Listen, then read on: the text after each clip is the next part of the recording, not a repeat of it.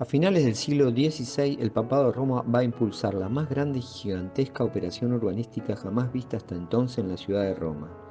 Sixto V es el cardenal Felice Peretti, que será quien lleve a cabo una serie de iniciativas y proyectos urbanísticos y edilicios que contribuirán a afirmar un nuevo sentido del poder, de la organización y el desarrollo de la ciudad.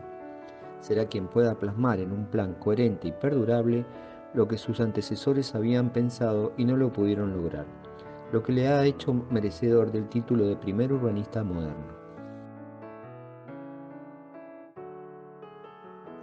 En esta charla vamos a analizar y describir el plan urbano del Papa Sixto V para la ciudad de Roma, cuyos principios teóricos sentarán las bases y marcarán la dirección del estilo barroco en Italia y luego en el resto de Europa. El manierismo rompe con la pureza del Renacimiento. El barroco, consciente de esto, hace de la exageración del teatro, del drama, su lenguaje. Se parte de elementos clásicos solo para quebrarlos, moldearlos, curvarlos o agrandarlos. Roma va a necesitar de este estilo y el resultado de esta necesidad será el barroco, inestable, teatral, curvilíneo, retorcido y dramático. El Papa Sixto V llevará adelante un plan urbano para Roma basados en estos principios, donde la exageración, la teatralidad y el drama se pondrán de manifiesto. En charlas anteriores dijimos que el Renacimiento se da a partir de 1420 hasta 1520. El hombre es el centro desde donde parte todo sistema de pensamiento, creencias y estética. En el manierismo se va a dar entre 1520 hasta 1600. El hombre va a entrar en crisis y se va a dar una apertura del sistema. En el barroco se va a dar entre 1600 y 1750. El hombre va a sentirse contenido por la corona y por la iglesia. Se va a expandir por toda Europa y desde España y Portugal a América. En este contexto, la arquitectura y el urbanismo van a estar al servicio de papas y reyes, y el barroco va a comenzar desde el poder y va a persistir en y para él. Para entender este concepto, partimos de analizar los dos sistemas de poder establecidos. Por un lado, la Iglesia, que viene de la Reforma Luterana y de la Reforma Católica en el Concilio de Trento, y por otro, las monarquías despóticas. Las monarquías despóticas y la Iglesia van a establecer la dirección del barroco. El siglo XVII va a estar marcado por guerras, crisis sociales, económicas y de poder. Europa está formada por un conjunto de estados nacionales constituidos como monarquías absolutistas y por otro los estados pontificios. La ciudad de Roma es el centro del poder de la cristiandad, pero en el siglo XVI este poder estuvo a punto de perderse a consecuencia de las reformas protestantes llevadas adelante por Lutero, las cuales se afianzaron en el norte de Europa luego de las guerras religiosas. El Papado de Roma necesita recuperar y representar el poder espiritual y supranacional de su Iglesia.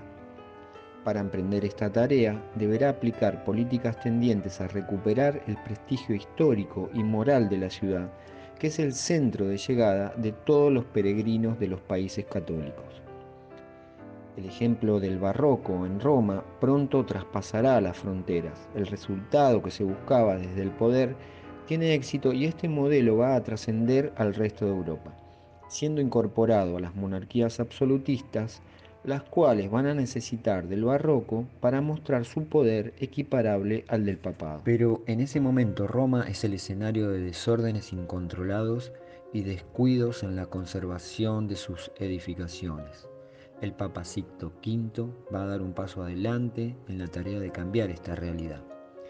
En el año 1600 se prepara un ostentoso jubileo. La capital de la cristiandad debía no solo serlo, sino que deberá aparentarlo. El primer paso será unir los santos sitios, las 7 basílicas con grandes avenidas. La ciudad se convertirá en un gran escenario para la nueva ostentación de los actos religiosos y a su vez ocultar y disimular la verdadera realidad de pobreza, muertes por epidemias y guerras. Roma será el escenario perfecto de lo que la Iglesia quiere mostrar. Bernini y Borromini serán los artistas protagónicos. Acá vemos un plano de la ciudad de Roma. Podemos dividir la ciudad en 3 sectores. El sector donde se encuentra la antigua Roma, el barrio de Trastevere y por último el sector del Renacimiento y el Barroco. El río Tíber atraviesa la ciudad de norte a sur. El acceso más importante de la ciudad es la Porta del Popolo. Luego está la Porta Pía, diseñada por Miguel Ángel. Las murallas aurelianas del siglo III. La Basílica de San Pedro. La Plaza Navona y el Coliseo Romano. Sixto V es elegido papa en 1585 y su pontificado perdurará hasta 1590. Se va a interesar por la infraestructura, caminos, puentes y acueductos. La forma final de la ciudad de Roma se deberá a este pontificado. Roma es el centro de peregrinación religiosa, pero la ciudad es caótica y desordenada. El plan urbanístico de Sixto V se basará en 3 objetivos prioritarios. Primero, restablecer los acueductos para repoblar las colinas de Roma. Segundo, conectar puntos claves de la ciudad y las 7 basílicas de peregrinación con calles anchas y limpias. Tercero, crear una ciudad estética que pudiera impresionar por su belleza. El Papa contratará a Domenico Fontana para llevar adelante estas tareas. Lo primero que hace es restaurar los acueductos que abastecían a una gran cantidad de fuentes en Roma. Para eso manda restablecer el antiguo acueducto llamado Aqua Alessandrina, construido por el emperador Alejandro Severo en el siglo III después de Cristo. La fuente de este acueducto se encontraba próxima a la zona de Palestrina. Las labores en los manantiales eran complicadas, pues las distancias entre Palestrina y Roma era bastante grande, a lo que había que añadir las dificultades del terreno. Pero en agosto de 1586 por fin el agua llega al Quirinal y el acueducto fue llamado Aqua Felice en honor al nombre del Papa. Se construyó un monumento como una exposición terminal del acueducto, construida por Domenico y Giovanni Fontana, llamada la Fuente del Moisés. Las 7 iglesias de peregrinación a conectar serán San Pedro, San Juan de Letrán, Santa María la Mayor, San Pablo Extramuros, San Lorenzo Extramuros, Santa Cruz en Jerusalén y San Sebastián. Sixto V, con su arquitecto Domenico Fontana, lleva a cabo su voluntad de ampliar la ciudad, impulsando la más gigantesca operación urbanística jamás vista hasta entonces en Roma.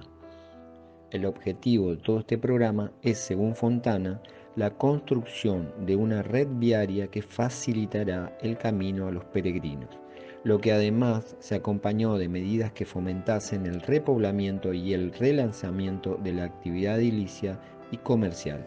En este plano esquemático de la ciudad de Roma podemos observar la descripción del plano urbano consistente en unir puntos claves de la ciudad.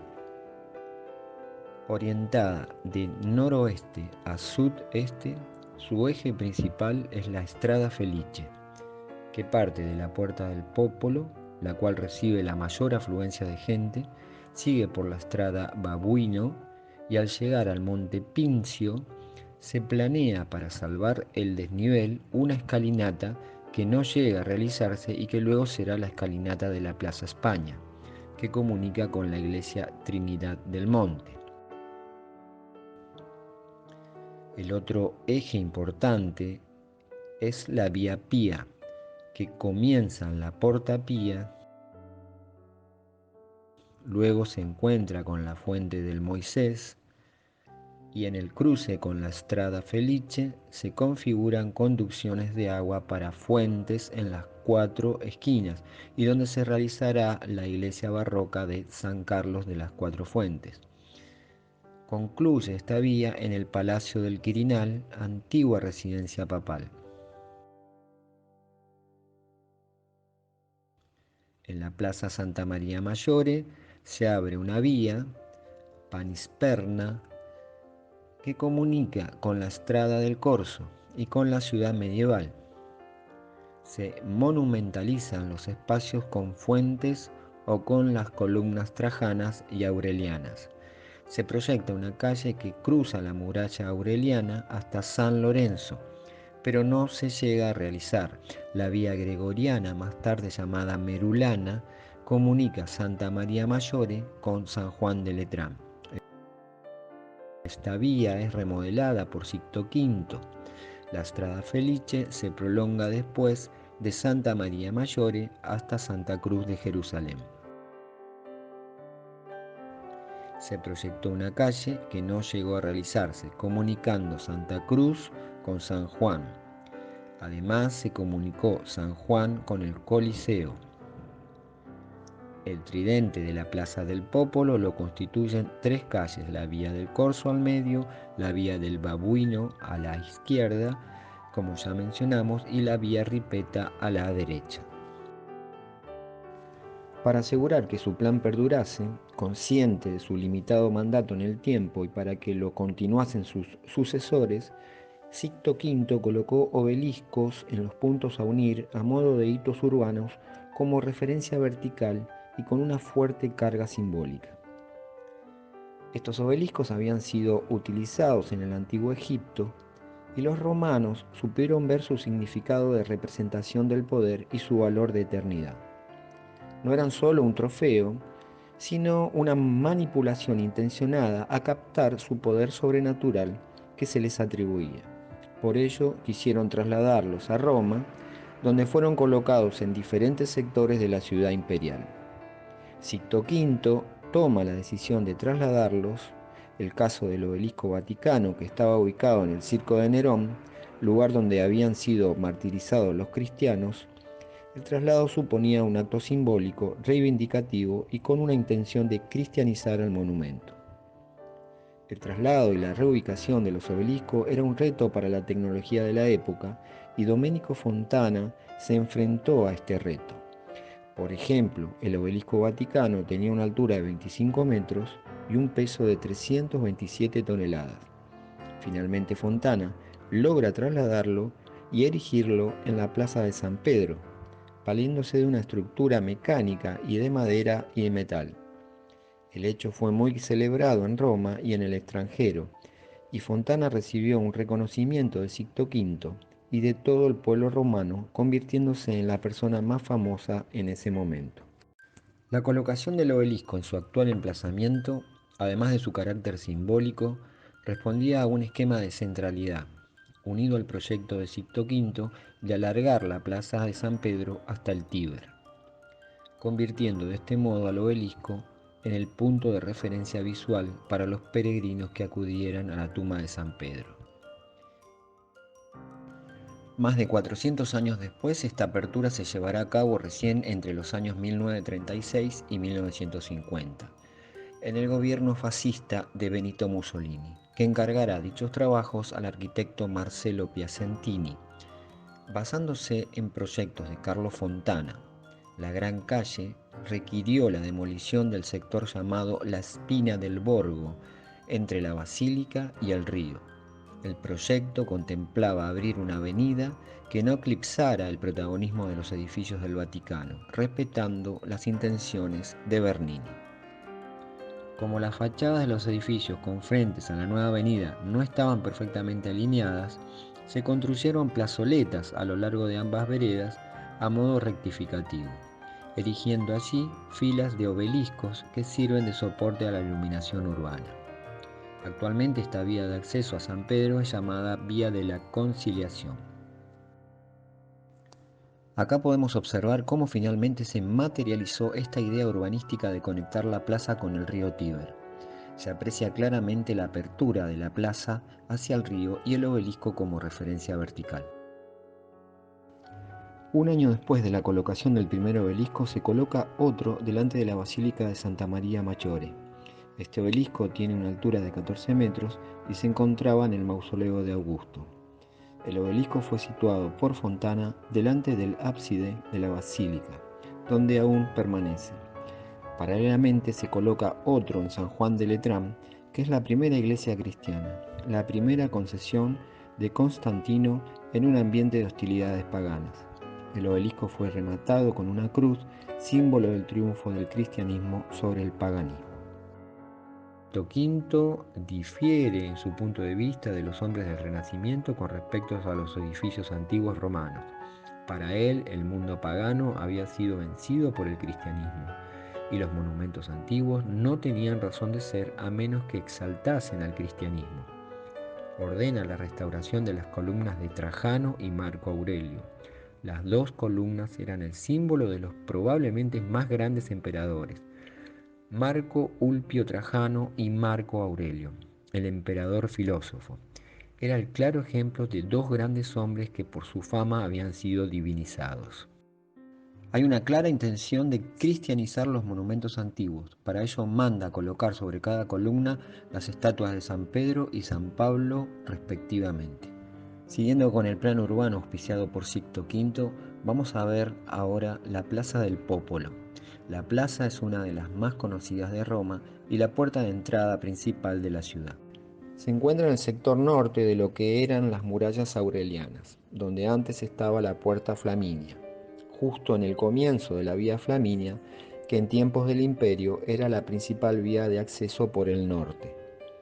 En el centro de la plaza se alza un obelisco egipcio dedicado a Ramsés y se lo conoce como obelisco flaminio. Fue uno de los primeros traídos del antiguo Egipto por Augusto en el año 10 a.C.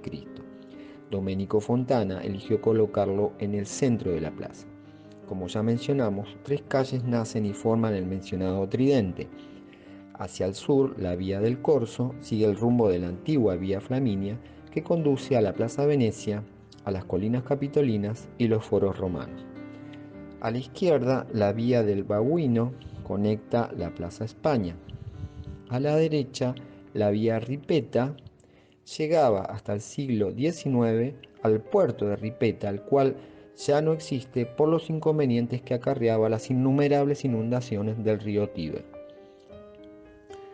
Delimitando el cruce de las calles se encuentran las iglesias falsamente gemelas de Santa María del Miracoli y Santa María in Montesano, empezadas por Rainaldi y completadas por Bernini y Fontana. El diseño actual de la plaza es de estilo neoclásico, obra del arquitecto Giuseppe Balladir, que entre los años 1811 y 1822 se encargó de demoler algunos edificios y formar una plaza con forma de óvalo en una clara reminiscencia de la plaza de San Pedro de Bernini, rompiendo con la forma trapezoidal. Llegamos al final de esta primera charla a modo de introducción al barroco en arquitectura y en el urbanismo. Los invito a ver la próxima, dedicada a recorrer y analizar obras de arquitectura principalmente de los dos grandes arquitectos del barroco italiano, Bernini y Borromini.